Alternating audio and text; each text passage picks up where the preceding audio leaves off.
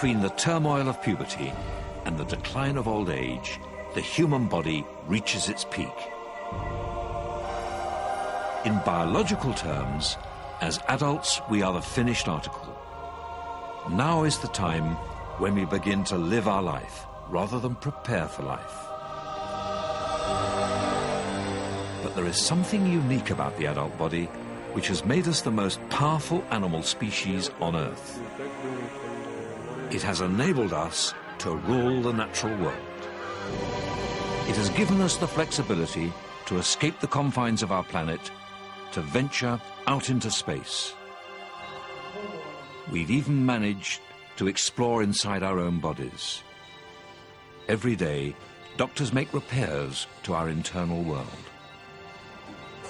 So, all the triumphs of human endeavour stem from one thing. It is the most mysterious part of the human body, and yet it dominates the way we live our adult lives. It is the brain.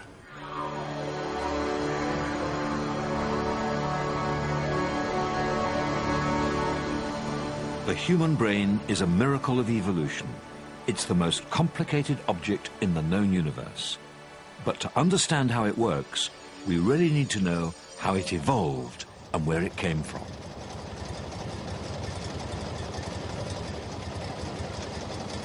The brain of our ape-like ancestors was pretty small. Its volume was about half a litre. That's the size of the engine capacity of a Fiat 500 or a modern-day chimp's brain. The human brain is about 3 times bigger, about the size of a sports car engine.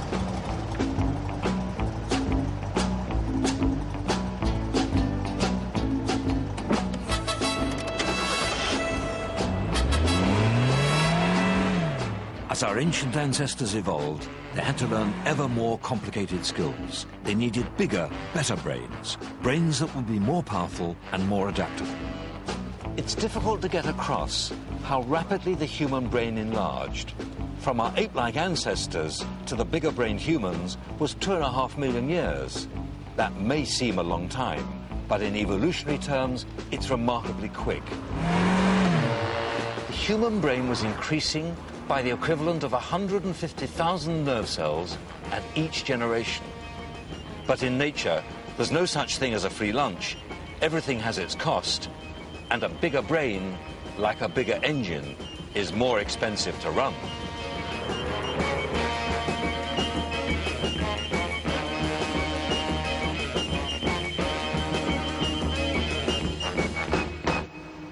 The human brain uses up more energy to run than any other organ in the body, burning a whopping 1/5 of the food that we consume. This makes the head hotter than the rest of the body, shown here by a heat-sensitive camera. We invest so much in the brain because of its importance. It's what makes each one of us who we are. It's amazing to consider that I'm holding in my hands the place where someone once felt, thought, and loved. From just looking at it, there's nothing to suggest very much ability at all. It appears rather gruesome, wrinkled like a walnut, and with the consistency of mushroom. For centuries, scientists have been battling to understand what this unappealing object is all about. The philosopher Aristotle of ancient Greece believed that the brain helped regulate the body's temperature. A runny nose was the cooling fluid leaking out of the brain. He reasoned that since the heart beat faster when you're excited, it must be responsible for our feelings and thoughts. It's easy to laugh at him now, but Aristotle was the first person to think seriously about how the human body worked. We've come a long way since the 4th century BC. Now we can actually see inside a living brain. Medical scanners prove the brain is indeed where we think and feel. When a particular area of my brain is working hard, extra blood flows there through my arteries to provide energy for the active nerve cells. The scanner can detect these changes in blood flow, giving us a completely new window into the fascinating world of the mind. Using this technique, we can actually watch the brain at work. Here, I'm listening to music. Not one, but several areas light up. This part of the brain is where we process all sounds, and this is where we appreciate music. Amazingly, there are even separate bits for melody, for rhythm, and for pitch. But what's actually happening deep inside the brain? It's a fascinating story, but it's complicated. It all starts with this tree-like structure, a single brain cell or neuron. Here is an actual neuron, magnified 10,000 times. Neurons are the tiny building blocks of the brain. They do something remarkable which prompts all our thoughts. They fire an electrical impulse. Amazingly, we can now see one firing. This is the first time it's been shown on television. The electricity is bursting along the neuron at 400 kilometers an hour. Here we're seeing it in slow motion. Within a tiny fraction of a second, it's ready to fire again.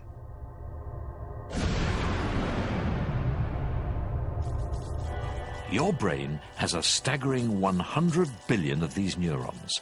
Together, they could generate enough electricity to illuminate a light bulb. To make things more complicated still, the branches of each neuron are connected to thousands of other neurons. It's hard to grasp the sheer scale of all these connections. Imagine a bustling city the size of New York. Give every person in that city 10,000 pieces of string. Tell each person to attach each piece of string to a different person. Now make the city 1,000 times bigger. This is the incredible tangle we call the brain. And there's more. Go deeper into this tangle, travel along a single neuron, and take a close look at the junction with its neighbor. Oddly, the neurons are not physically joined together at all. There's a tiny gap. To bridge this gap, the neurons release minute quantities of chemicals every time they fire. Chemical go-betweens that influence our thoughts. This cocktail of chemicals swirling about the brain is finely balanced. It needs to be to control the activity of the brain. Because it's so much on a knife edge, it's very easy to disrupt. People do it every day. I like to do it, just occasionally, with some Cabernet Sauvignon. People have been drinking alcohol for thousands of years. But surprisingly, it's only in the last couple of years that scientists have discovered precisely how it works. So, in the interests of science, I put myself forward as a guinea pig. But before I start, I need to test my reaction time.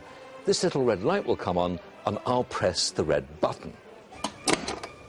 That's 15/100ths of a second, just under 1/5 of a second. That's about average.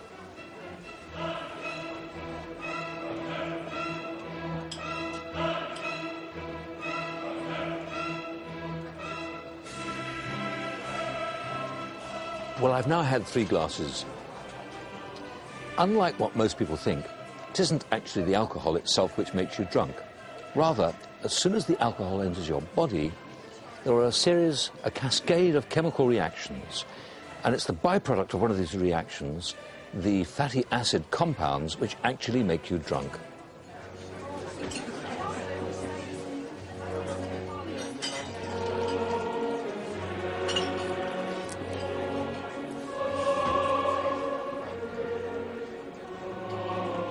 Well, I've had well over a bottle of wine now, and although I feel pretty good, my reaction time isn't exactly what it should be. We'll try testing it.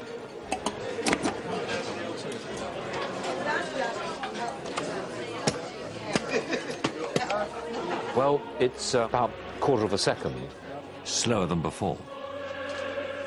There's a good reason why my reactions are sluggish. The normal chemical balance in my brain is being disrupted as those fatty acids clog up the surface of the neurons. The fatty acids attack only parts of my brain, including those that control my speech, my mood, and my memory. What was I saying? Well, what was I saying? Alcohol just influences behavior. Some people just get belligerent. Others, no, wait a minute. I can't remember terribly what I was going to say. What was I saying? Alcohol also influences behavior. Where's the coffee? Sorry? Well, I just say action and I'll be on the ball. Action. I'm not sure I can get my head round this completely now, actually.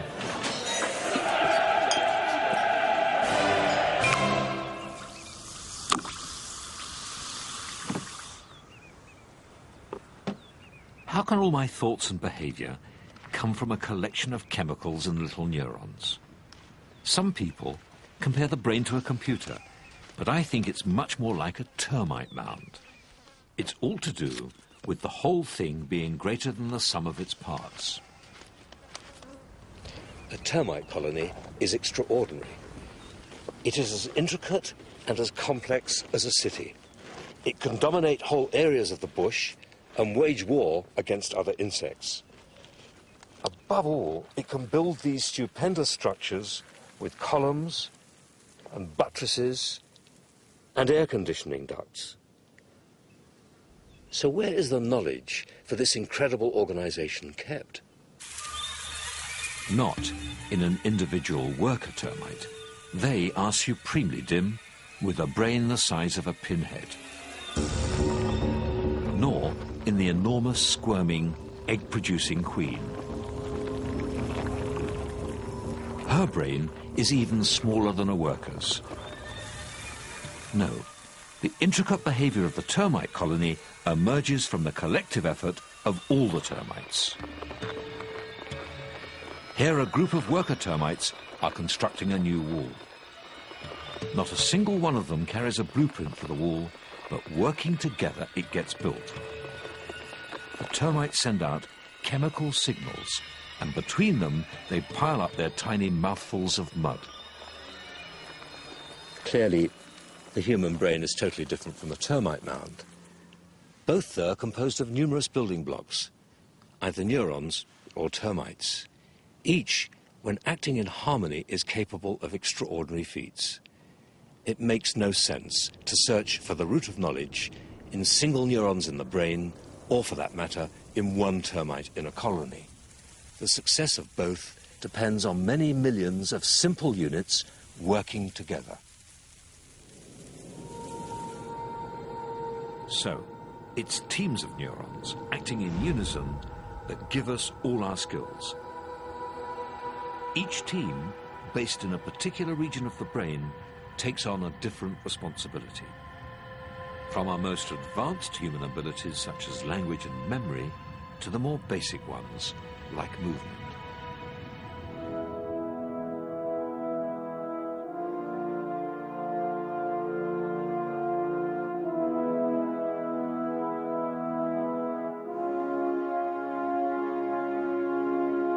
Because we walk, run and reach without thinking, we forget how such incredible precision is possible. To see just how much brain effort is required, look what happens when we're plunged into a totally new environment. Okay. Okay, there we go. Okay. Astronauts have to learn to move from scratch when they enter a world without gravity. The reason why we're able to learn new tasks and carry them out automatically lies here. It's a part of the brain called the cerebellum, or little brain, because it sticks out right at the base of the brain proper. Here are stored the practice movements we all learn, be it riding a bike, playing the piano, or even fixing a satellite. The astronauts are in the cargo bay of the shuttle, but they're not out in space. This is the closest they can get to space back on Earth. An enormous swimming pool, a pool so large that 4 space shuttles can fit inside it. Here, astronauts can practice their tasks over and over again until they can move automatically without thinking. I had to jiggle it a little bit to get it to lock. And it is finicky about being directly perpendicular to the rail when it goes on. So try to wiggle it back and forth from starboard to port and also from forward to aft. Okay. We're also assuming that the latches on board didn't work. So they're manual. Marcia Ivins is one such astronaut. Talk about seeing the world. She's been on 4 shuttle missions and orbited the planet 683 times. Learning to deal with the absence of gravity takes a little bit of getting used to. We are used to walking from place to place when we go someplace, and you don't walk, you float or fly. So when I want to go from here to across the room or across the cabin, I will push off with my hand or my feet. If I push off too hard, I smash into the wall. If I don't push off in the right direction, I miss the wall. And if I don't push off hard enough, I don't quite get to the wall. So that takes a little bit of getting used to. Once we've practiced a skill enough, the cerebellum can take over automatically. A thought starts it off, and then the cerebellum does the work, sending out instructions to the rest of the body. This happens without us even being aware of it. In fact, the unconscious part of the brain is often more skillful than the conscious part. On the space shuttle is a robot arm. The astronauts have to train hard to operate it using a joystick. But the secret with moving the robot arm smoothly is not to think too much about it. Let the cerebellum take over.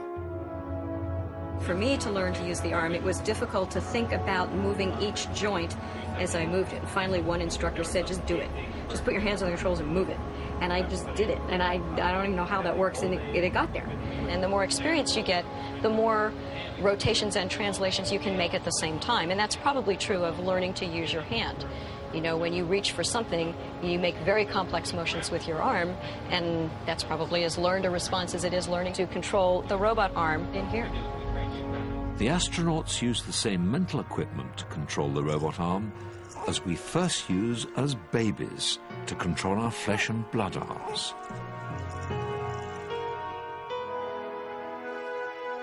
People have a fantastic ability to make almost any tool an extension of their bodies.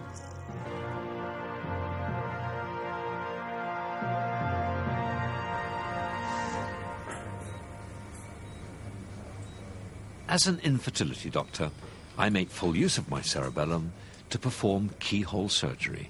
Here, I'm investigating why a woman is unable to conceive. The surgical tools allow me to examine inside her without resorting to major surgery. After enough training, it's relatively simple for me to coordinate what I do with my hands with what I see on the screen. Truth is that this surgical manipulation, like all surgical manipulation, looks incredibly skilled and very intricate. But actually, most of the time you're doing it totally on autopilot, and you can do quite involved procedures without really thinking about it. It's only when there's something untoward or the surgeon hits an emergency that suddenly you need to concentrate much harder, and the conscious brain takes over. Most mammals have a cerebellum just as developed as ours. A rat's primitive brain is largely cerebellum. They don't need much more for their relatively simple lives. And in humans, the basic design of this rudimentary part of the brain has changed little as we've evolved. It is the rest of our brain that has enlarged so massively. Why did it get so big? Well, surprisingly, a whole quarter of our oversized brain is devoted to vision, much more than for any of our other senses. What you see when you peer into the back of the eye is the only part of the brain which is visible from the outside world.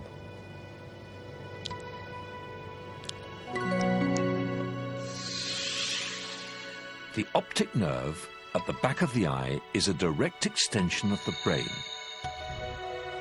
Travelling along the optic nerve, we pass right through the brain. Here, at the back of the head, is where the visual information arrives. Our eyes are just a window. We actually see with our brain. It's difficult to grasp just how complicated vision is until you try to program a computer to see. It's staggeringly difficult. What the scientists hadn't realized was that the eye is merely the first step. The brain does most of the real work.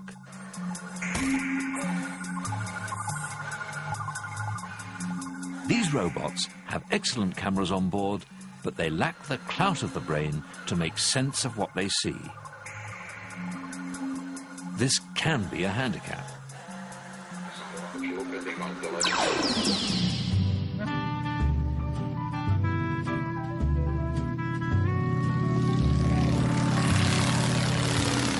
Our brains are so powerful, we very much take our visual skills for granted. To fly this 1940s biplane, Marcia Ivins relies more on the view from the cockpit than the instrument panel. In an airplane like this, vision is your primary means of knowing where you are relative to the world in the airplane. My brand of flying doesn't really require a whole lot of dials. I can tell as I come closer to the ground what my rate of descent is, and that a pilot learns with experience. So I make periodic checks for the altimeter and the airspeed and the vertical speed indicator for that information, but mostly I do that by looking outside. Whenever we look around us, we see the world instantly. The shape of a plane, its movement, its color. But what's surprising is that all these aspects of the image have to be processed by the brain separately. We know these various elements of vision are distinct because certain people with brain damage are missing one of them. Some cannot discriminate color, while more bizarrely, others are unable to perceive motion. It's as if they're seeing a stationary snapshot of the world every couple of seconds. But in normal vision, our powerful brain combines all these disparate elements into one coherent view of the world.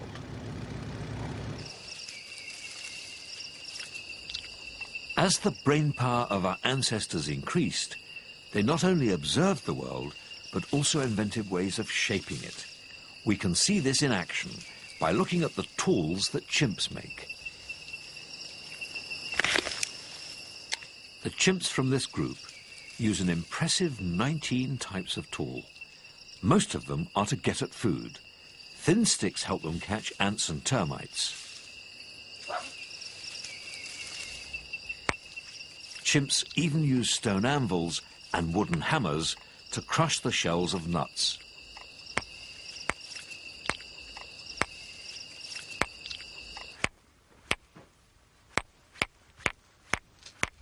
It's jolly difficult making a stone tool. So here's one that was prepared earlier, about 2 million years earlier. The creature that made it chipped away slivers of stone to give it a sharp edge, and it was probably used as a kind of axe. Archaeologists here in the Great Rift Valley of Africa are really excited about this and the other tools they found, because it wasn't apes that made them, it was people. Louise, what's so interesting about this area? Olagisili is special because there's such vast concentrations of stone tools here. And this is because it was a lake basin and the early humans were coming down to catch their animals, kill them, and use the stone tools on the carcasses. Now, I found it quite difficult making a stone tool. What's the trick? You need a big brain and you need to be quite well practiced to manipulate your hands in such a way to strike a flake off a piece of rock and come up with a result like this. Now, forgive the slur on my brain, but I mean, how do you know that these were used to butcher meat? I mean, that seems a bit far-fetched. We found stone tools with a carcass, say, of an early elephant, where you've got stone tools and you've got bones which show cut marks. So you're pretty sure that those stone tools were used to butcher that animal. A chimp cannot make a stone hand axe. It's not just a lack of brains. A chimp's thumb is very short compared to its other fingers, making it awkward to use all but the simplest tools. But over hundreds of thousands of years, our human thumb lengthened. This gave us an enormous advantage. We could make a precise finger pinch between thumb and forefinger. It's called the opposable thumb. And it allowed us to manipulate objects with great dexterity. Marcia harnesses this precision control of her fingers to do safety checks on her plane. I pluck the wires on the tail, and I should hear that they all ring relative to each other the same tone. If I hear one that's thud or a dud, then I know that could potentially be damaging to the airplane and the pilot. As I walk around the airplane, sometimes your hand will feel something your eye doesn't see. If I run my fingers along the edge of the propeller, I can feel a nick in the propeller that I wouldn't necessarily see, and I don't want nicks in the propeller because that disrupts the airflow. The sensitivity of our fingers comes from the ridges and the grooves of our fingerprints. These ridges also give us better grip, especially in wet conditions, just like the tread of a car tire cornering in the rain. But what have fingers got to do with the brain?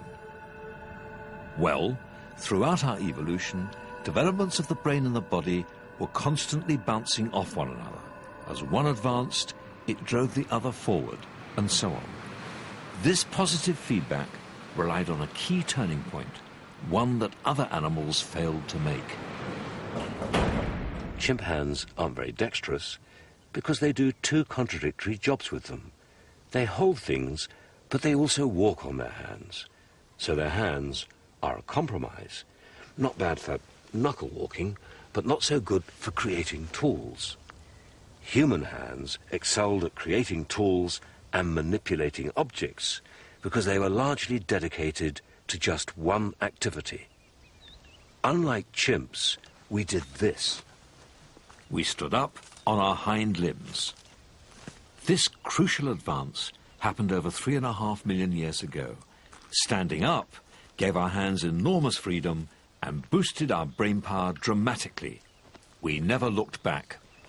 Standing tall on two legs happened very early on in the development of the human body. Before we had opposable thumbs, before we had stone tools, before we had language. Indeed, standing helped these developments. Early humans literally had time on their hands, time to challenge their tiny Fiat 500 brain, jump-starting it into further evolution. As our brain got bigger, so it perfected one rather special trick. It learned to make order out of chaos, putting things into categories. Coffee with caffeine and coffee without, Kenyan or Colombian. It's no accident that this is how we organize our daily life. I'll take a couple of those killers. Thank you. We came to classify things this way so that we could cope with the complexity of nature. To survive, we had to learn which plants were poisonous and which we could eat. To know which animals would make a good meal and which were likely to make a meal of us. Animals do this to some extent, but the human brain excelled at it.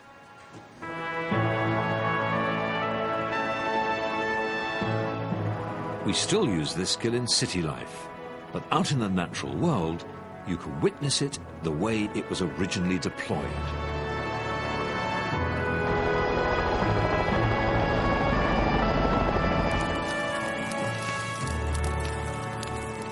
Philip Alderson is a park ranger in North Australia.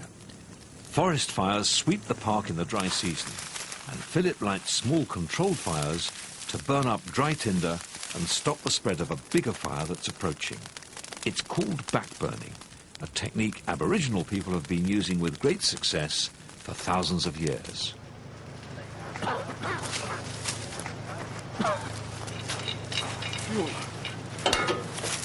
You can see the big cloud of smoke coming over there, and it's roaring through, so When the main fire front comes along, it gets really windy and, little whirly winds everywhere. And that's why you do your back burn, so stop it from coming any further with all that wind, because it'll just carry it over across the other side of the road, all the little debris and sparks and that. The ability to understand and control the natural world was crucial to survival throughout our past. This river is teeming with crocodiles. The same skills that Philip's ancestors used to kill them, Philip now uses to count them. He tracks them down with his knowledge of their habits. They live in underneath the bank, where there's tree roots. They dig a hole underneath the tree root, and if you usually walk along the bank and you see this hole, it's a breathing hole of this crocodile. They pick out an area where they do their hunting, and if any other crocodile go in there, they sort of have a go at them, because they get very territorial. To outwit nature, we needed our brains above all. Most important was powerful memory. Working memory, usually lasting only a few minutes, is like a mental blackboard, storing just 7 items or so. Working memory is remembering whether that's the same crocodile you saw minutes before or where you just put your notebook down. The vast majority of these memories quickly disappear. But there's a part of the brain that ensures memories can be stored for much longer. As certain thoughts are remembered over and over again, they are passed up to the cortex, the folded part enveloping the front of the brain. This is where our long-term memory resides. How these memories persist is not yet fully understood. But the best explanation is that memories are shared across many different neurons. Over time, the branching connections between these neurons are strengthened. This is how we remember our family and friends, the important events of our life. One estimate is that an average person can store in their brain 1 million different items. This powerful memory originally evolved to help us navigate our way around our environment. If you do come back at night, you pick out certain points or certain pockets of water, channels that are coming off the banks. You know where you are then, Yeah, it is quiet, isn't it? Yeah, it's quiet, eh? You reckon we'd have picked up one by now, Phil? Yeah, look, straight up there, mate. The crocodiles prefer to come out at night. In the dark, Philip can still spot them. Their eyes reflect the torchlight. There's one there, straight up, near the bank here. Every time Philip revisits the river, he gets to know it that little bit better, as it's etched on his mind. To the left. Guess what? Got a fish. I will count down in the form of ready, steady, go. All right? A few people have memory skills well beyond the ordinary, and most of the best are collected here at the 13th Mind Olympiad in London. They've come to flex their powers of recall. At the point of my saying go, all the stopwatches are started. So you get 15 minutes to commit to memory, starting now. The contenders come from a surprising range of backgrounds. There's a DJ, a fireman, a naval officer, and the usual contingent of students. What they all share is the staggering ability to memorize thousands of numbers off by heart. Andy Bell has been coming here for 3 years. The reason I'm here is to try and win. It is very competitive, but I've broken some records already. But the main thing is to try to win the championship. There's little chance of that today. Ready, steady, go. This man has won the memory championships 4 times. This man has learnt the answer to every single Trivial Pursuit question. The only thing that stands between him and victory today is a full deck of cards he has to view in under 40 seconds and memorise in just 3 minutes. He is Dominic O'Brien. How do they do it? Stop memorization, start recall. The National Institutes of Health in America has spent 3 years and $250,000 to find out what was different about these people's brains. 6 of spades. Ace of spades. Their conclusion, these people are completely normal. 3 of spades. They don't have photographic memory, which most scientists believe is a myth. In fact, the only difference between them and you is that they have trained the memory that we all share. Queen of diamonds, is that right? Yep. 1 minute. Yeah, that's what I got wrong. Yes. Another victory for Dominic O'Brien. So what's Dominic's secret? If you're presented with a 100-digit number, if I am, it doesn't really mean anything unless I break it up. So I break up a long number, sequence of number, into pairs of digits, and then I give each pair of digits a character. For instance, the number 10 is Dudley Moore for me, and the number 07 is Roger Moore. Number 99 would be Mr. Whippy. So then I have something that I can work with. And then to remember those pairs of numbers in sequence, I imagine them in a journey. So it's a bit like making up a story involving those characters. That means the story for the number 100799 would be Dudley Moore meets Roger Moore for an ice cream. Easy. We're born to go and hunt and gather. And so that's why I use journeys. I have to translate the abstract, thousands of meaningless numbers, into something that my primitive brain, if you like, my caveman-like brain, can understand. You look very serious, a little bit happier. Dominic turns random information into stories because his brain has evolved to absorb stories easily. Stories have played a key role in retaining other, much longer memories. The Aboriginal animals and gods painted on this wall tell their own tales from long ago. Rock art is really just an extension of memory, a more lasting way of storing traditions.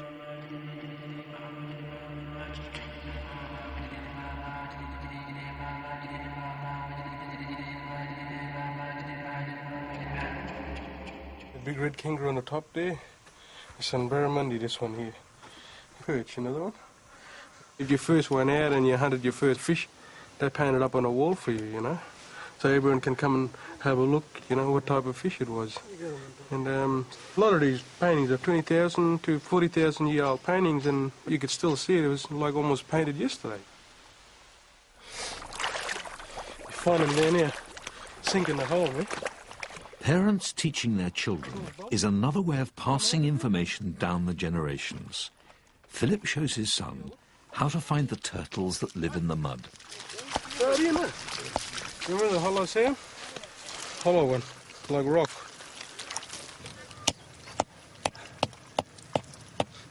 That's the one. Big one, eh? Dig him up, huh? They're learning a lot, actually. Teaching a kid from a very young age is very important because it helps you keep your culture and understand where the grassroots of where you come from, really. Through our parents, through art, through education, we learn about the world. All this knowledge is absorbed by the powerful human brain. So, I mean, in many parts of Islam, if a woman can't reproduce, she is very badly damaged. And sometimes we look at Islam and think how bizarre, but of course it's exactly the same in all religions. I'm a Jew, it's the same to some extent in Judaism, it's the same in Christian society. The brain's hardest task is how to deal with human society. Perhaps the ability to cope with other people and get on in society has been the main force behind the growth of the human brain. If you think about it, the most complicated thing that an ancient human would meet in their lives would not be food, nor a tool, not a predator, but another person. The bottom line is that it's other people, not the world itself, that's difficult to deal with. To work out the motives of others, to persuade, to charm, to make friends and not enemies, all this takes brains. We can see it in action with our closest relatives. Chimps are constantly vying with one another to be leader of the troop. Here, a young male chimp is attempting to usurp the older male. And while fights are certainly dramatic, often more important than just brute strength is the ability to forge alliances with other chimps. Brain over brawn. Chimps spent hours and hours picking through the hair of their colleagues. It's called grooming, and it's the key to social climbing. The better chimps are at these social niceties, the more likely they are to rise through the ranks. Scientists have now discovered that the more complex the social group an animal species belongs to, the bigger its brain will be. An ability to deceive, to make allies, to win others over, must have been vital in the development of the chimp mind. Sound familiar? Human societies are the most complicated of all animal societies. There's continual pressure to be number one. And where better to look for it but in the corridors of power?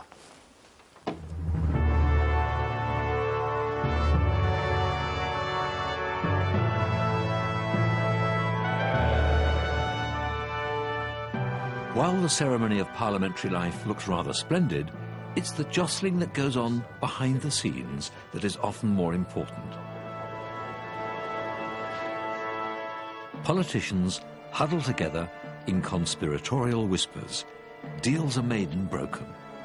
The MPs, the lords and ladies, are demonstrating skills that haven't changed for millions of years. I should know, I work in the place. We're not chimps, but it's a jungle out there. And you don't have to go to the Houses of Parliament to come across politics. All the time, our brains are dealing with politics with a small p. Gossip, flattery, backbiting. At home or in the office, it's really just our way of getting along with people. Over millions of years, the human brain and body have evolved to meet ever more complicated challenges. We learned to manipulate tools. We made full use of our visual sense, and we developed a powerful memory. More recently, we mastered language, a highly efficient form of social grooming. We can now build up a detailed picture of the brain we've evolved. The cerebellum, responsible for automatic movements. The back of the brain for vision. The frontal cortex for memory. There's even a particular site for language.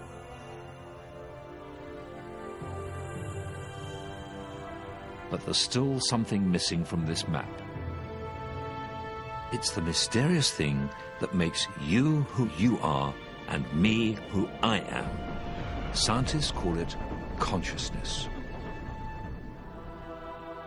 Consciousness is the greatest of the brain's qualities. It's actually very difficult to define, but essentially it's our ability to be aware of our own thoughts and feelings, for each of us to have our own personality.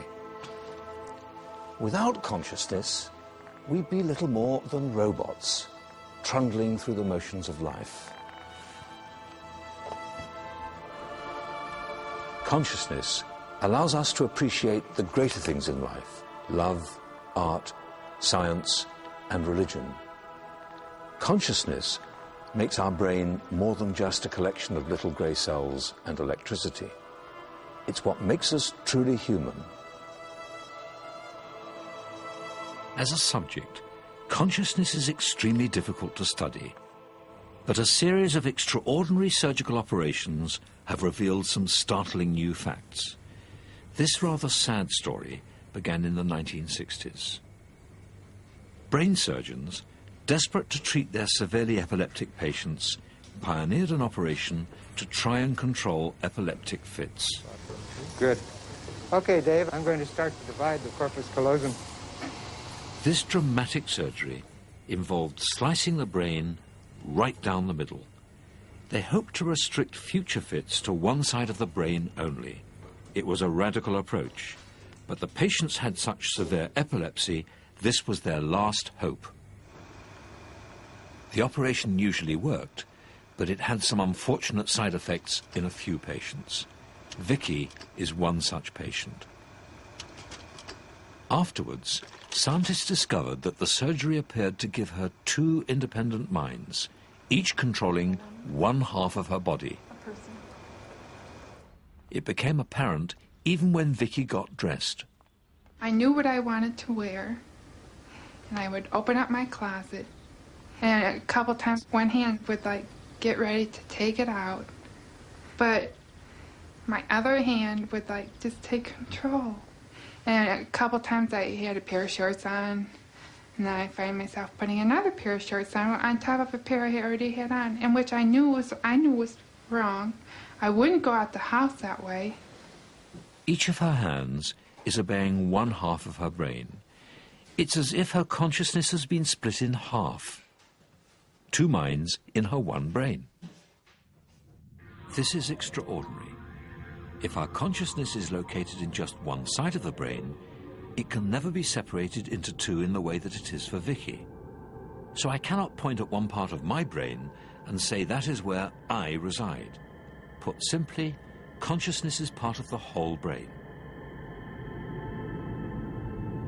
Perhaps, in the same mysterious way that the termites work together in the colony, so the many elements which make up our consciousness work in harmony. It looks like the higher abilities of the brain, memory, perception, and emotions are seamlessly bound into one wonderful whole. But is there more to it than this? As a scientist, I believe that science is the most powerful way of finding out about the human body. Even so, there will always be some questions that it just cannot answer.